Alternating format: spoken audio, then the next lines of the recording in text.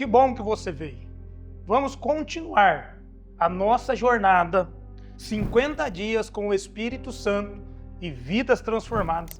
Estamos da Páscoa ao Pentecoste para trazer à sua vida mensagens abençoadoras. E hoje nós vamos falar sobre o Espírito Santo. Ele é Deus? Isso aí, rotineiramente, tem estado nos grupos teológicos, em discussões teológicas. Esse tema ele é fundamental dentro do pentecostalismo, dentro das igrejas pentecostais ou de todas as igrejas protestantes. O Espírito Santo realmente é Deus? Precisamos deixar as Escrituras falar conosco de forma forte e fundamentada. Para isso, quero convidar você para caminhar comigo em alguns textos bíblicos para que a fundamentação do Espírito Santo como Deus seja eficaz nessa nossa jornada. Olha o que diz o texto em Atos, capítulo 5, versículo 3 e 4. Ele é fundamental, porque vai ocorrer em um momento com dois personagens, Ananias e Safira. Olha o que diz o texto. Disse então Pedro: Ananias, por que encheu Satanás o teu coração para que mentiste ao Espírito Santo e retiveste parte do preço da herdade? Guardando-a, não ficava para ti, e vendida não estava ao teu poder?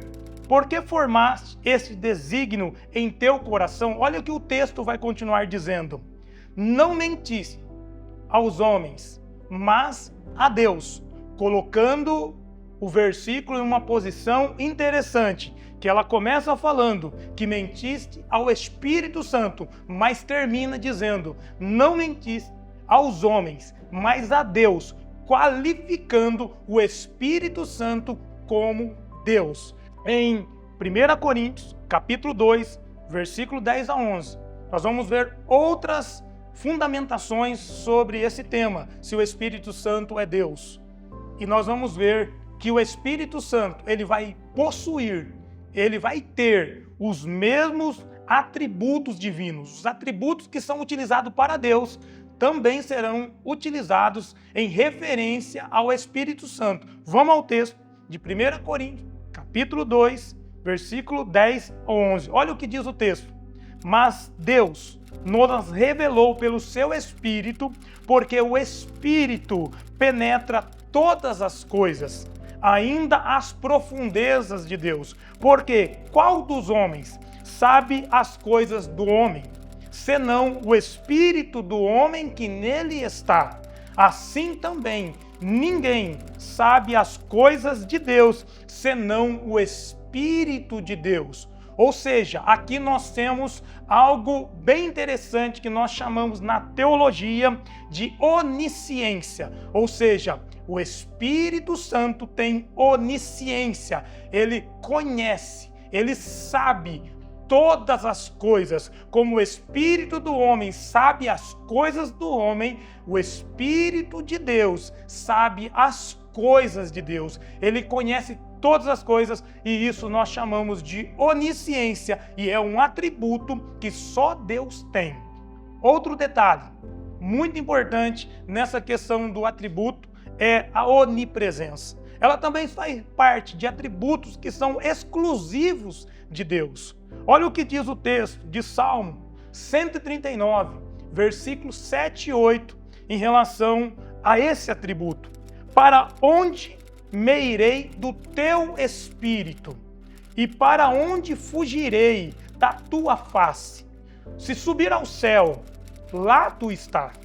Se fizer no Seol a minha cama, eis que ali também está. Então perceba que nesse texto também existe algo dos atributos de Deus, atributos divinos, que é onipresença. Aqui o salmista está dizendo, se eu for ao céu, tu está lá. Se fugir, tentar fugir da tua face, em qualquer lugar, ele estará lá. Ou seja, a onipresença de Deus está também no Espírito de Deus. Então, são atributos divinos. Por isso que o Espírito de Deus, ele é realmente Deus. As Escrituras fundamentam essa perspectiva e não deixa dúvida para nós. Olha o que diz ainda sobre eternidade de Deus, que é um atributo que só Deus tem. Então, se Deus é eterno, o Espírito de Deus tem que ser eterno para ser chamado como Deus. Olha o que diz Hebreus 9:14. Quanto mais o sangue de Cristo, que pelo Espírito eterno se ofereceu a si mesmo, imaculado a Deus, purificará as vossas consciências das obras mortas, para servirdes ao Deus vivo. Mais uma vez, um atributo divino é colocado sobre o Espírito de Deus, que é o Espírito eterno. Ninguém pode ser eterno, nem mesmo o homem, somente Deus pode receber o atributo de ser eterno. E nesse versículo, o Espírito de Deus também recebe o mesmo atributo. Continuando, nós temos algumas coisas importantes também, não só atributos, mas também alguma coisa que Deus realiza, obras, aliás, que somente Deus realiza, nenhuma outra pessoa é capaz de realizar esses tipos de obras.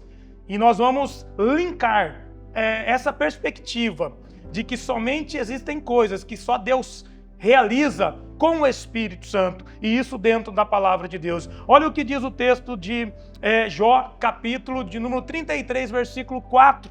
O Espírito de Deus me fez, a inspiração do Todo-Poderoso me deu vida. Quando nós olhamos para o Gênesis, nós vamos ter a ideia de que é Deus que está criando o homem. Quando nós olhamos para o livro de Jó, nós vamos ver Jó verbalizando que o Espírito de Deus o fez. Assim, nós podemos ver que essa obra de criação também do homem faz parte da presença do Espírito de Deus. Então, somente Deus pode criar o homem, somente Deus pode criar a terra. E assim, o Espírito de Deus, ele tem essa perspectiva também de ser criador do homem, por isso ele é sim Deus. Ressurreição. Somente Deus pode ressuscitar uma pessoa, como ele ressuscitou a Jesus, como ele ressuscitou o próprio Lázaro. Nós vemos ali no texto bíblico que nenhuma outra pessoa, nenhum outro ser humano, até mesmo os anjos, tem o poder da ressurreição a não ser Deus. Olha o que diz o texto em Romanos 8, versículo 11. E se o Espírito daquele que dentre os mortos ressuscitou a Jesus Cristo habita em vós, aquele que dentre os mortos ressuscitou a Cristo também vivificará os vossos corpos mortais, pelo seu Espírito que em vós habita. Perceba que a referência é que o Espírito ressuscitou a Cristo. E se ele ressuscitou a Cristo, ele também vai nos ressuscitar. Com esses momentos bíblicos, nós podemos perceber que o Espírito Santo realmente é Deus, porque ele tem atributos de Deus, ele tem as obras de Deus, e isso faz com que nós, olhando para as Escrituras, possamos entender que não podemos negar que o Espírito Santo é Deus. Para finalizar, nós podemos ter também que o Espírito Santo ele tem personalidade. Ele deve ter a personalidade de Deus para ele ser Deus. Olha o que diz a Bíblia. A Bíblia mostra para nós que o Espírito, ele fala. Lá em Atos capítulo 13, versículo 2, diz o seguinte: e servindo eles ao Senhor e jejuando, disse o Espírito Santo: apartai-vos a Barnabé e a Saulo para a obra a que os tenho chamado. Ou seja, o Espírito Santo é que está direcionando Paulo e Barnabé, ele está falando, ele está liderando a igreja.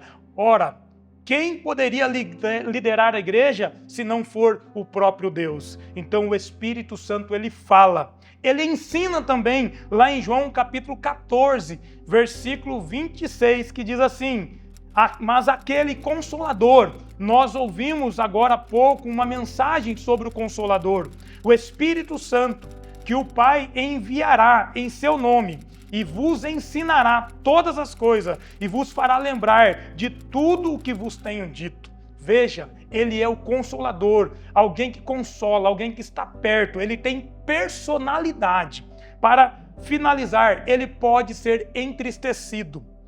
Efésios capítulo 4, versículo 30 diz assim: e não entristeçais o Espírito de Deus, no qual estáis selado para o dia da redenção. Então percebemos diversas coisas que o próprio Deus tem e o seu Espírito tem. Isso fica claro para nós. Poderíamos andar muito mais nesse conceito sobre o Espírito Santo, mas eu finalizo agora com algo bem interessante, colocando o Espírito Santo no mesmo patamar de Deus.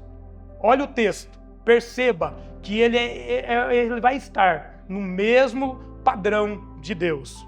Aonde isso? Em Mateus capítulo 28, 19 e também em 2 Coríntios capítulo 13, versículo 13. Olha o que diz Mateus 28, 19. Portanto, ide, ensinai todas as nações, batizando-as em nome do Pai, que é Deus, do Filho, que é Deus, e do Espírito Santo, que é Deus. Eles estão em igualdade nas bênçãos apostólicas. Para finalizar, 2 Coríntios capítulo 13, diz assim: a graça do nosso Senhor Jesus Cristo, o amor de Deus e a comunhão do Espírito Santo sejam com todos nós. Finalizamos aqui essa ministração nessa jornada, que o Espírito Santo, sim, é Deus. E essa é a teologia pentecostal que faz parte da Igreja ICPI, Igreja de Cristo Pentecostal Internacional. Que Deus te abençoe, abençoe a tua família, continue conosco nessa grande jornada, que a sua vida seja transformada em nome de Jesus.